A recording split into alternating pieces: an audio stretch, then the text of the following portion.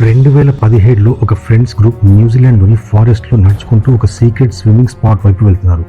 అయితే వీరు జనావాసాలకి దూరంగా హైవే నుండి చాలా దూరంగా అడవిలో రఫ్ రోడ్లపై నడుచుకుంటూ ముందుకు వెళ్తున్నారు. సడన్గా ఎక్కడి నుండో పెద్ద సైరన్ శబ్దం వినిపిస్తుంది. వారందరూ ఆశ్చర్యంగా అక్కడ నిలబడి సైరన్ శబ్దం ఎక్కడి నుండి వస్తుందా అని వింటారు. సైరన్ శబ్దం 30 సెకండ్ల తర్వాత ఆఫ్ అయిపోతుంది. అందరూ ఒకరినొకరు ఆశ్చర్యంగా చూసుకుంటూ ఇది ఏం సౌండ్ అని అనుకుంటూ మళ్ళీ ముందుకు నడవడం ప్రారంభిస్తారు. కానీ వారందరికీ తెలియని విషయం ఏంటంటే ఆ సైరన్ వారిని వెనక్కి తిరిగి వెళ్ళమని హెచ్చరిస్తుందని.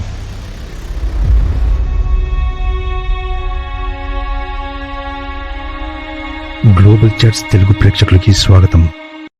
ఫిబ్రవరి 6, 2017 ఉదయం న్యూజిలాండ్లో నివసించే 7 స్నేహితుల బృందం వారి కార్లలో లగేజీ సర్దుకొని తిరిగి ఆక్లాండ్ వెళ్ళడానికి రెడీ అవుతున్నారు. వీరంతా కూడా ఆక్లాండ్లో నివసిస్తారు. దానికి ముందు రోజు రాత్రి వీరంతా కూడా లేక్ టికీటాప్ దగ్గర జరిగిన ఒక పెద్ద మ్యూజిక్ ఈవెంట్ ఫ్లోట్ చెల్లాకి వెళ్ళారు. అక్కడికి వచ్చిన వాళ్ళు ఆ లేక్లో బోట్స్లో మరియు రాఫ్ట్లో కూర్చుని ఆ మ్యూజిక్ ఈవెంట్ ఎంజాయ్ చేస్తారు. ఆ ఈవెంట్ అయిపోయాక వీరంతా కూడా అక్కడికి దగ్గరలో ఉన్న వారి రిలేటివ్స్ ఇంటికి వెళ్ళి అక్కడే డిన్నర్ చేసుకుని రాత్రి అక్కడే ఉండిపోతారు. నెక్స్ట్ డే ఉదయాన్నే లేస్తారు. అది సెలవు దినం కాబట్టి ఆక్లాండ్ తిరిగి వెళ్ళేటప్పుడు చాలా ట్రాఫిక్ ఉంటుంది. అందుకే వాళ్ళంతా ఉదయాన్నే వెళ్ళడానికి రెడీ అవుతారు. వీరంతా కూడా వారి 3 కార్లలో లగేజీ పెట్టేసి ఆక్లాండ్కి 3 గంటల తిరుగు ప్రయాణానికి బయలుదేరదామని అనుకుంటుండగా ఆ ఫ్రెండ్స్ గ్రూప్లోని ఒక అమ్మాయి 21 ఏళ్ల రేచెల్ డేజాంగ్ తిరిగి వెళ్ళిపోయే ముందు ఒకసారి ఇక్కడ దగ్గర ప్రాంతాలు చూసుకొని వెళ్దామంటుంది. రేచెల్ మరియు అదే గ్రూప్లోని ఇంకొక అమ్మాయి మ్యాడీ కొన్ని నెలల క్రితం ఇక్కడికి వచ్చినప్పుడు ఒక సీక్రెట్ స్విమ్మింగ్ స్పాట్ని కనుగొన్నారు. ఇక్కడ నుండి కేవలం 15 నిమిషాల దూరంలో ఆక్లాండ్ వెళ్లే దారిలోనే ఉంటుంది. ఈ స్విమ్మింగ్ స్పాట్ చాలా బ్యూటిఫుల్గా గ్రీన్ అండ్ బ్లూ వాటర్తో ఉంటుంది. ఈ స్విమ్మింగ్ స్పాట్ అక్కడి ఫారెస్ట్ మధ్యలో ఉంటుంది. ఈ స్పాట్ అక్కడి వైకాటో నదిలోని ఒక భాగం. ఈ స్విమ్మింగ్ స్పాట్ ఉన్న నది భాగంలో నీటి మట్టం చాలా తక్కువగా ఉంటుంది లేదా మొత్తానికి నీళ్లు లేకుండా ఉంటుంది. అందుకని ఆ ప్రాంతం నదిలా కాకుండా విడిగా ఉండే స్విమ్మింగ్ స్పాట్ లాగా కనిపిస్తుంది. ఆ స్విమ్మింగ్ స్పాట్ ఉండే ప్రాంతం దగ్గరికి వెళ్ళడానికి ఎలాంటి దారి లేదు, కానీ చిన్న నడక దారి మాత్రం ఆ ప్రాంతానికి వెళ్తుంది. రేచెల్ ఐడియా విని ఫ్రెండ్స్ అందరూ కూడా చాలా మంచి ఐడియా, ఒకసారి వెళ్ళి చూద్దామని రెడీ అవుతారు. ఈ ఫ్రెండ్స్ గ్రూప్ అంతా కూడా తమ కార్లలో కూర్చొని 11:40 అక్కడి నుండి బయలుదేరుతారు. వారంతా కూడా హైవే దిగి రఫ్ రోడ్లో కొద్దిగా వెళ్ళాక వారందరూ తమ కార్లను అక్కడ పార్క్ చేసి అక్కడి నుండి దిగి నడకదారిన వెళ్తారు. కొద్ది దూరం నడిచాక అడవిలో ఎంటర్ అవుతారు. 15 నిమిషాల తర్వాత మధ్యాహ్నం 12 గంటల ప్రాంతంలో వీరంతా కూడా ఆ స్విమ్మింగ్ స్పాట్కి చాలా దగ్గరగా వెళ్తారు. అయితే నడుచుకుంటూ వారంతా కూడా ఒక్కసారి ఆగిపోతారు. ఎందుకంటే చాలా దూరం నుంచి వారికి ఒక సైరన్ శబ్దం వినిపిస్తుంది. ఆ సైరన్ కనీసం 20 నుండి 30 సెకండ్ల వరకు మోగి తర్వాత ఆగిపోతుంది. వారంతా కూడా ఒకరినొకరు చూస్తూ ఇది ఎలాంటి సైరన్ అర్థం కాక సరేలే అని ముందుకు నడక ప్రారంభిస్తారు. అక్కడి నుండి 2 నిమిషాలు ముందుకు నడిచాక వారు అనుకున్న స్పాట్కి చేరుకుంటారు. అక్కడ కిందికి చూసే ఒక బ్యూటిఫుల్ స్విమ్మింగ్ స్పాట్ వారికి కనిపిస్తుంది. అయితే అందులో స్విమ్ చేయడానికి అందరూ కూడా రాళ్లపై నుంచి కిందికి దిగి ఆ నీటి దగ్గరికి వెళ్ళాక వారి స్విమ్మింగ్ సూట్స్ వేసుకుని అందులోకి దూకి స్విమ్ చేస్తూ ఉంటారు. తర్వాత కొద్ది దూరంలో నీటి మధ్యలో ఉన్న 2 పెద్ద బండరాళ్ళ వైపు వెళ్తారు. ఆ గ్రూప్లో ఉన్న 5 అమ్మాయిలు ఆ పెద్ద బండరాళ్లలో ఒకదానిపైకి చేరుకుంటారు. వారితో ఉన్న 2 అబ్బాయిలు ఇంకొక బండరాయి పైకి చేరుకుంటారు. అక్కడి నుండి అటు ఇటు చూస్తూ ఆ బ్యూటిఫుల్ వ్యూని ఎంజాయ్ చేస్తూ ఉంటారు.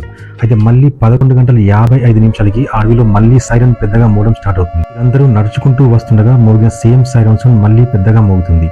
వీరందరూ ఒకరి ముఖాలు ఒకరు చూసుకుంటూ ఈ సైరన్ సౌండ్ ఏంటో అర్థం కాక వారి చుట్టుపక్కల అటు ఇటు చూస్తారు. కానీ వారికి ఎలాంటి ప్రమాదము చుట్టుపక్కల కనబడదు. వారి చుట్టంతా అందమైన అడవి మరియు నిశ్శబ్దం తప్ప వారికి ఏమీ కనిపించదు. మళ్ళీ ఆ సైరన్ శబ్దాన్ని ఇగ్నోర్ చేస్తారు. రేచెల్ తన కెమెరా తీసి ఫోటోలు తీస్తూ ఉంటుంది. మిగిలిన వారందరూ కూడా ఫోటోలు తీస్తూ ఉంటారు. కానీ 2 నిమిషాల తర్వాత 12 గంటలకు అదే సైరన్ 3వసారి మోగుతుంది. అప్పటి వరకు ఆ సైరన్ వారు 2 సార్లు విన్నారు. ఇది 3వసారి. అయినా కూడా వారు చుట్టుపక్కల ఎలాంటి ప్రమాదము అనిపించక అందరూ సైరన్ శబ్దాన్ని పూర్తిగా ఇగ్నోర్ చేసి ఎంజాయ్ చేస్తుంటారు. కానీ ఈ సైరన్ 3వసారి మోగడం ఆగిపోయినప్పుడు అక్కడ ఒక పెద్ద సంఘటన జరుగుతుంది. ఆ గ్రూప్లో ఉన్న ఫ్రెండ్స్ అందరూ కూడా దాన్ని గమనిస్తారు. 3వ సైరన్ ఆగిపోయినప్పుడు వారికి ఒక పెద్ద శబ్దం వినిపిస్తుంది. ఆ శబ్దం కూడా ఆ సైరన్ వస్తున్న వైపు నుండే వస్తుంది. ఆ కొండపై నుంచి ఆ శబ్దం వస్తున్నట్లు అందరూ గమనిస్తారు. అటు తిరిగి ఆ శబ్దం ఏంటా అని చూస్తూ ఉంటారు. అప్పుడు వారికి ఒక్కసారిగా అది కనిపిస్తుంది. చాలా పెద్ద నీటి ప్రవాహం కొండపై నుంచి కిందికి వస్తుంది. వారికి అది అర్థమయ్యేలోపే నీటి ప్రవాహం భారీగా కింది పైకి వచ్చేస్తుంది. వారున్న స్విమ్మింగ్ స్పాట్ వద్ద కూడా నీరు భారీగా వచ్చేస్తుంది. చూస్తుండగా వారి స్పాట్ మొత్తం నీటితో నిండిపోతుంది. వాళ్ళు నది మధ్యలో నిలబడి ఉన్న ఆ 2 బండరాలు కూడా మెల్లిమెల్లిగా నీటిలో మునిగిపోతూ ఉంటాయి. అయితే వారంతా కూడా అవే బండరాళ్లపై నిలబడి కొద్దిసేపు తర్వాత నీళ్లు ఆగిపోతాయిలే, అవి ఆగిన తర్వాత మనం అటువైపు వెళ్ళొచ్చు అని అనుకుంటారు.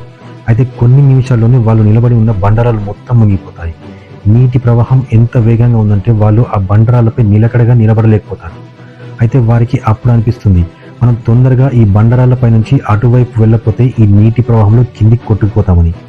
ఆ గ్రూప్లో ఉన్న ఇద్దరు యువకులు వారు నిలబడి ఉన్న బండరాయిపై నుంచి అటువైపు పెద్ద బండరాయిపైకి దూకుతారు. ఇక్కడి నుండి ఆ బండరాలు ఫారెస్ట్కి కనెక్ట్ అయి ఉంటాయి. అయితే వారక్కడ నీటి ప్రవాహం నుండి సేఫ్ అయిపోతారు. ఇక్కడి నుండి వారిద్దరూ అమ్మాయిల వైపు చూస్తూ, మీరు ఇటువైపు స్విమ్ చేసుకుంటూ వచ్చేయండి, మేము మిమ్మల్ని లాక్కుంటామని చెప్తారు. అమ్మాయిలు అటు ఇటు చూస్తారు. ప్రవాహం అప్పటికే వారి మోకాల వరకు చేరుకుంటుంది. వారికి ఆ బండరాయిపై నిలబడడం చాలా కష్టంగా మారిపోతుంది. ఆ నీటిలో దూకి స్విమ్ చేయాలి అనుకున్నా కూడా ఆ ప్రవాహానికి వారు కిందికి కొట్టుకు వెళ్ళిపోతారని వారికి అనిపిస్తుంది. అయితే అమ్మాయిల వద్ద లాస్ట్ ఆప్షన్ ఒక్కటే ఉంటుంది. వారు నిలబడ్డ బండరాయి పై నుంచి ఆ అబ్బాయిలు నిలబడ్డ బండరాయి వైపు జంప్ చేయడం. అమ్మాయిలు ఎప్పుడైతే జంప్ చేస్తారో అబ్బాయిలు వారిని పట్టుకోవడానికి చేయి చాపి రెడీగా ఉంటారు. అందరికన్నా ముందుగా జంప్ చేయడానికి రేచల్ రెడీ అయిపోతుంది. ఆమె ఉన్న ప్లేస్ నుంచి ఆ అబ్బాయి వైపు జంప్ చేస్తుంది. లక్కీగా అబ్బాయి రేచల్ చేయి పట్టుకోగలుగుతాడు. ఆమె సేఫ్గా పైకి వచ్చేస్తుంది. అలా ఇంకా ఇద్దరు అమ్మాయిలు అదే విధంగా జంప్ చేసి సేఫ్గా పైకి వచ్చేస్తారు. లాస్ట్లో ఉన్న ఇద్దరు అమ్మాయిల్లో ఒక అమ్మాయి అక్కడి నుండి అబ్బాయి వైపు దూకుతుంది. ఒక్కసారిగా ఇద్దరి బ్యాలెన్స్ అవుట్ అయిపోయి ఆ అమ్మాయి మరియు అబ్బాయి ఇద్దరు కూడా నీటి ప్రవాహంలో కొట్టుకుపోతారు. అయితే రేచల్ ఆ బండ కింది వరకు వచ్చి అక్కడి నుండి తన సెల్ఫీ స్టిక్ తీసి ఆఖరిలో ఉన్న అమ్మాయి వైపు ఆ సెల్ఫీ స్టిక్ని పెట్టి జంప్ చేసి దీన్ని పట్టుకోమని చెప్తుంది. ఆ ఆఖరిలో ఉన్న అమ్మాయి ఆలిస్ అక్కడి నుండి దూకి ఆ సెల్ఫీ స్టిక్ని పట్టుకోగలుగుతుంది. కానీ కొద్ది సెకండ్లో ఆమె చేయి జారిపోయి ఆమె నీటి ప్రవాహంలో కొట్టుకుపోతుంది. రేచల్ అది చూసి ఆమెను పట్టుకోవడానికి నీళ్ళలోకి దూకి బండరాయిని పట్టుకొని ఆగుదామని అనుకుంటుంది.